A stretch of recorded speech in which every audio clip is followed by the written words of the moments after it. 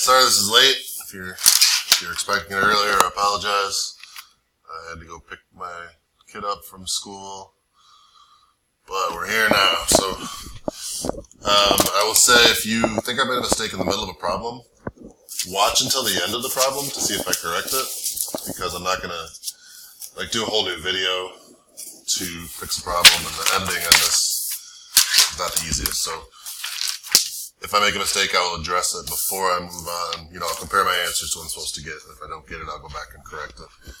So, yeah. All right, here we go. So the first one I would just rewrite as y equals 5 times x to the 1/3. So inside power over outside power. And then there's no product rule. There's no chain rule. It's just the power rule. So you're bringing down the 1/3 times the 5, which should give you 5/3. Reduce the power by 1. And then no negative exponents, so we would, the 5/3 kind of stays locked in right there, and then the x to the negative 2/3 goes to the bottom, becomes x to the 2/3. Second one is quotient rule. So I'm going to need a little space here. So the second guy, or the bottom,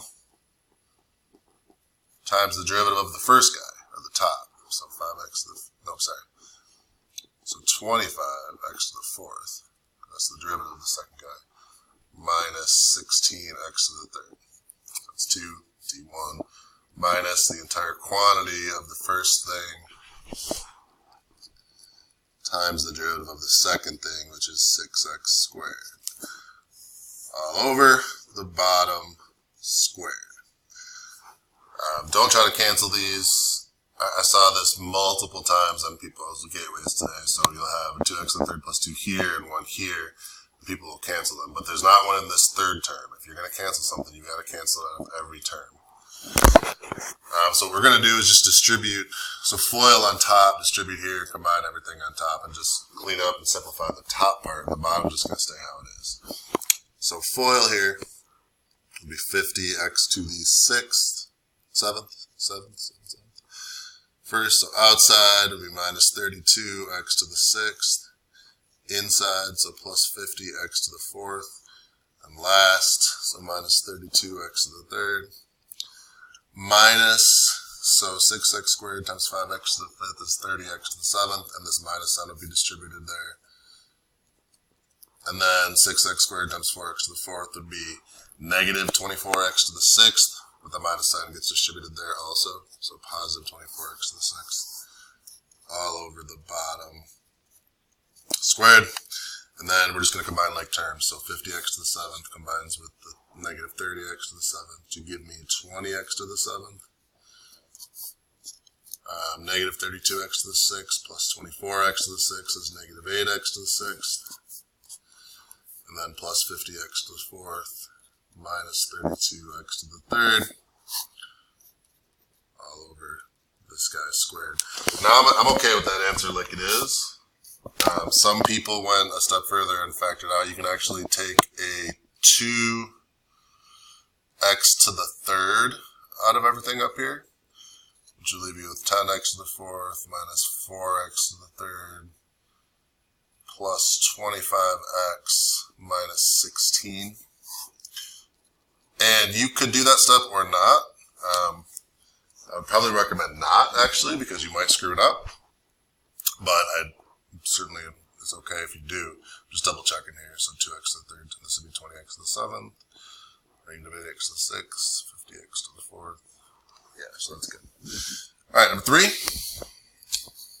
is product rule. And then we're going to have to factor out some stuff, factor out a common term. So the second thing, just rewriting the 5x squared plus 3 times the derivative of the first thing. So the derivative of e to the x to the 3rd is e to the x to the 3rd, and then times the derivative of the top part. I think the biggest mistake here was forgetting its product rule. You do have a product because it's a function of x times a function of x. So this is my second times the derivative of the first, and then the first times the derivative of the second, which is just 10x. And now I'm going to, there's a couple ways to go about this, but I think the easiest way to see it is I'm going to take out an e to the x to the 3rd first, which here would leave me with 5x squared plus 3 times 3x squared plus, and here would just leave me with the 10x. And And then I do want to clean up the inside. So this would be 15x to the fourth. This would be 9x squared. And then the 10x. And some people take an x out in front also. So if you take an x out in front here, you can go x times e to the x to the third. That'd be 15x to the third plus 9x plus 10 on the inside. Again, you're welcome to do that step. You don't have to. If you stopped here, you're good. All right, number 4. People did pretty well on this one overall. So part 1 is product rule. So it's going to be g times f prime plus f times g prime. And we're plugging in 1. So g is 4. F prime is negative 1. F is 3. G prime is negative 1. And if I add those up, I get negative 7. Number 2 is quotient rule. So the top is g times f prime minus f times g prime. And the bottom is g squared. So we already have these numbers. So it's 4 times negative 1 minus 3 times negative 1. Oh, no we don't, because we're plugging in 4, not 1. My bad. So we're plugging in 4 now. So g is 1, f prime is 2, minus f is 3, g prime is negative 1, all over g squared, so 3 squared, which is 9. So 1 times 2 is 2. No, g is 1. Let me go through that again. So g, we're looking in this row here. G is 1, f prime is 2, minus f is 3, g prime is negative 1 over g squared. So this is going to be 2 plus 3 over 1, so this is 5. 3 is chain rule, so it'll be 2 times f of x to the first times f prime of x. So f of x, so f of 4 is 3. So we get 2 times 3 times, and then f prime is 2. So 2 times 3 times 2 is 12. But 4 is the toughest one, I think. Just a composite is written more difficult than the other ones. So it's f prime, because we take the derivative of the big guy, we leave the little guy alone, and we multiply by the derivative of the little guy.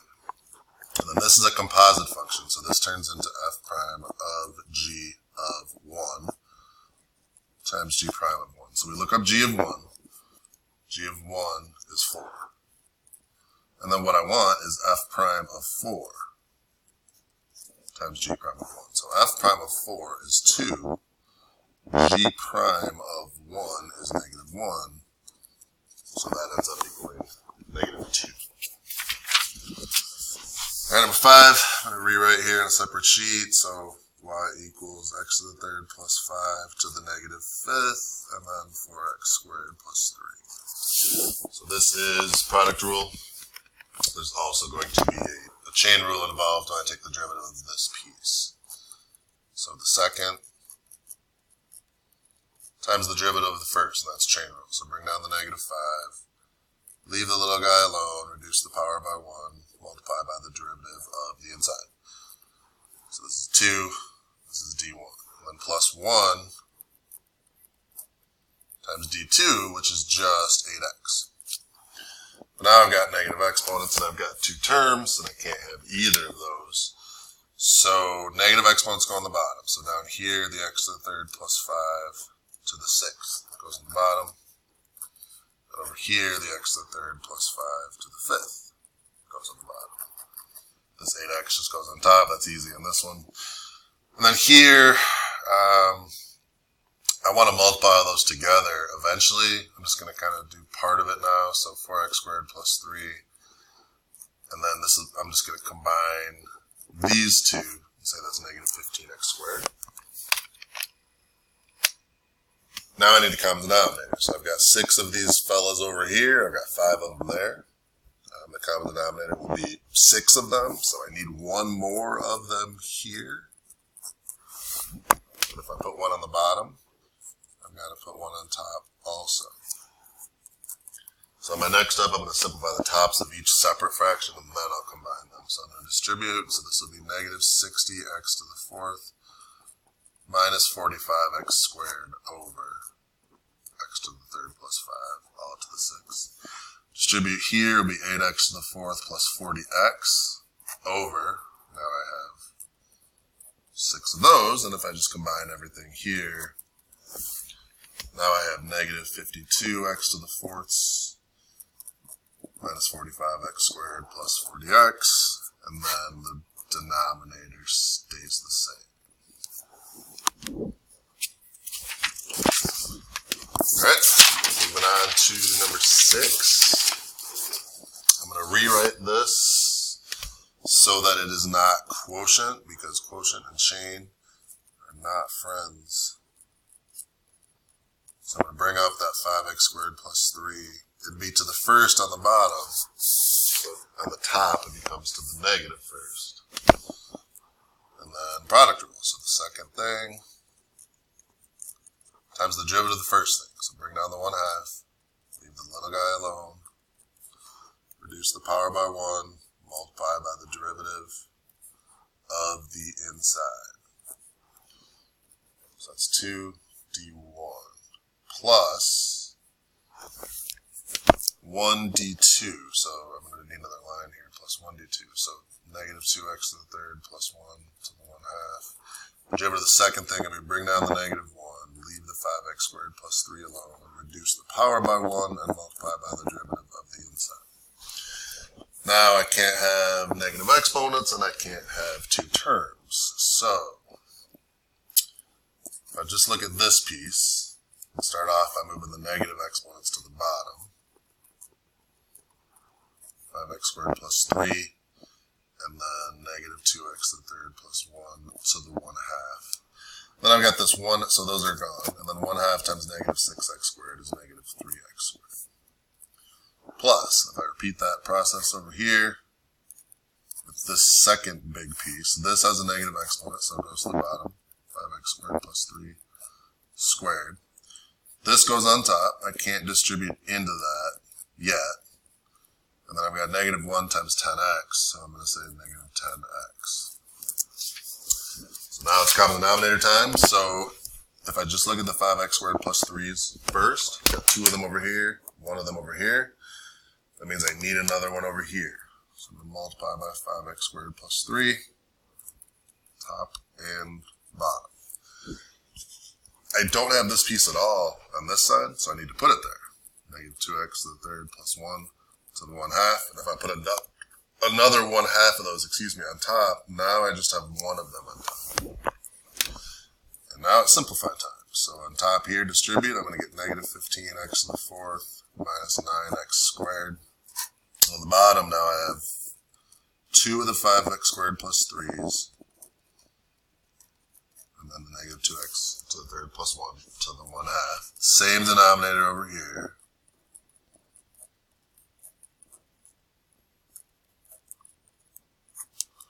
And then distribute on top, so I get 20x to the 4th minus 10x.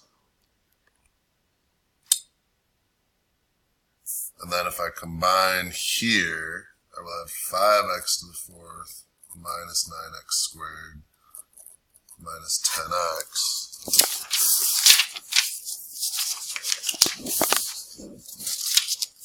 I'm just double checking that that's correct. I believe it is, but I'm going to double check. Yeah, we're good. And then the bottom stays the same as it was in both of the previous denominators. And we get that. So this is number 6. I feel like I'm going a little fast. If I am, I apologize, but it's a video, so you can rewind, pause, stop, whatever you need to do. Number 7, I can go back on the sheet here. Oh, maybe not. Let's do 7 on a separate sheet also. So y equals sine of 4x squared plus 5 to the 1/3. So this is a double chain, a 2 chains. So your big is sine, your second biggest is 1/3, and your last is 4x to second plus 5. So the derivative of sine is cos. Leave what is being cosed alone. Times your next biggest guy is the 1/3. So the way we take the derivative of powers is bring them down, reduce by 1, times your next biggest guy is 4x squared plus 5. The derivative of that is 8x. You can't have negative exponents. You only have one term. So we only have one term because it's all multiplied, but we need to get rid of the negative exponents. So this is going to go on the bottom, 4x squared plus 5, and become to the positive 2/3. 1/3 times 8x means the 8x is on top and then the 3 is on the bottom. So the 1/3 gets split, the 3 is here. And there's really a 1 here, but we don't have to write it. And then the cosine of this stuff just stays on top because that's a positive exponent. And we're good. All right, number 8. The derivative of cotan inverse is -1/1 plus what you are cotan inversing squared times the derivative of what you cotan inverse, so the chain rule piece, so that's -15x squared. So that's really over 1 if you think about it that way. We're going to multiply across top, across the bottom.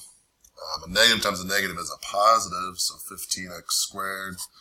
And you could have just left it like this, or some people squared the bottom, so 25x to the 6th. And either one of these two is acceptable. It is not acceptable to cross off and cancel here, which I saw more than once. Because again, if you're going to cancel anything, it has to be in all 3 of the terms, and there's nothing in this term that you can cancel because that's just a 1. Number 9. So again, I would rewrite this because I don't want that radical sign there, and this would be x squared plus 4 to the 1/2. So ln is your big, 1/2 is your second big, and then x squared plus 4 is your little. So the derivative of ln of something is 1 over the thing that is being ln'd times the derivative of that thing. Well, that thing's got its own chain rule. So 1/2, leave the little guy alone, reduce the power by 1. And then finally I get to the derivative of the last level, the x squared plus 4. Now I can't have negative exponents. So what you'll notice, what I was hoping you would notice, is if you put this down, you already had a half of those down there. If you put another half of those down there, you have just a full one down there. And then what's left is 1/2 times 2x. 1/2 times 2x is just x. And then there's your answer. All right, number 10. This is the implicit differentiation. So we're taking the derivative of everything, and if we take the derivative of a y, we multiply it by dy dx. A very common mistake I saw here was forgetting to take the derivative of the 4. Remember, the derivative of 4 is 0. I saw 4 in a few answers. So 3x squared equals, now we do have a product rule here. A function times a function. So the second thing times the derivative of the first thing plus the first thing times the derivative of the second thing. But when I did the derivative of the second thing, I took the derivative of a y. So there's a dy dx there. And then plus 4, that vanishes because it's really plus 0. The derivative of that 4 doesn't matter. Then I'm going to gather. This is already on this side, so I'm just going to leave it there. Move this over. I'm going to rewrite it at the same time just to move the order. And then I'm going to do the same thing over here, but that's my OCD. It doesn't have to be yours. And then I'm going to divide by what's next to the dy dx. And I can see this messing some people up. So that you can just leave your answer just like that. Some people tried to cancel and simplify, and I don't know that anyone actually messed up the cancel. Maybe a couple. But again, there's no benefit to canceling here. You can just stop.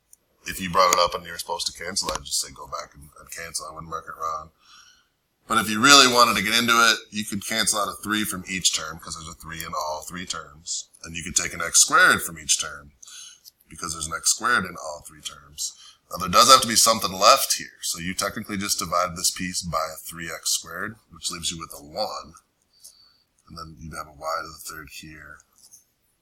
And a y squared. Is that a square? On the bottom. Hold on, I messed something up here. So this was a 3 back here, third power. I didn't rewrite it the same way over here. There's 3 of them there. So there's 3 of them there, which means only 2 of them left. And that's our actual answer. Go all the way to the end without a mistake. All right, hopefully that helps. And, attempt number 2 is tomorrow. I'll get this uploaded straight away.